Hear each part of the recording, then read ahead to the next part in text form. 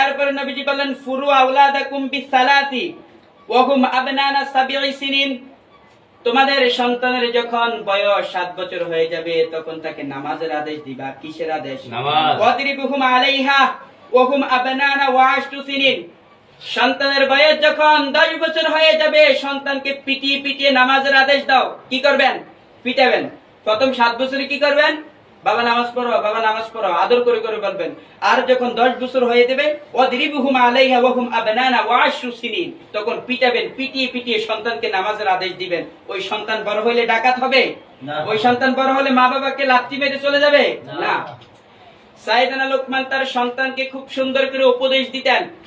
সাইয়েদনা লোকমান বলতেন ইয়া বুনাইয়া ইন্নাহা ইন তাকু মিসকালা হাববাতিন মিন খারদালিন ফাতাকুন ফি সখরাতিন আও ফিস সামাওয়াতি আও ফিল আরদি ইয়াতি বিহাল্লাহ ইন্নাল্লাহা লাতীফুন খবীর। সুবহানাল্লাহ।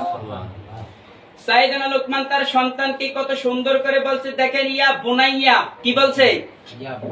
ও আমার সন্তান, কত সুন্দর আদর করে বলতেছে। আমরা কই ও কুদ্দুচ্চা, ও বক্কুইরা, ও মালিকিয়া বলি কি বলি না? কিন্তু লোকমান বলতেছে ইয়া বুনাইয়া, ও আমার সন্তান, ইয়াতি বিহাল্লাহ ইন তাকুম মিসকালা হাববাতিন মিন খারদালিন ফাতাকুন ফি সখরাতিন আও ফিস সামাওয়াতি আও ফিল আরদি ইয়াতি বিহাল্লাহ।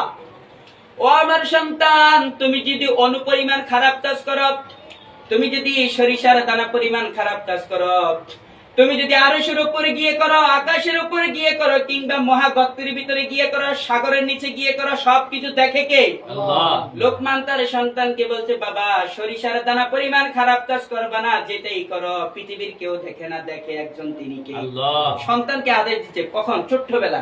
বাবা খবরদার, সরিষার দানা পরিমাণ খারাপ কাজ করবা না, কেউ দেখে না। কি হয়েছে?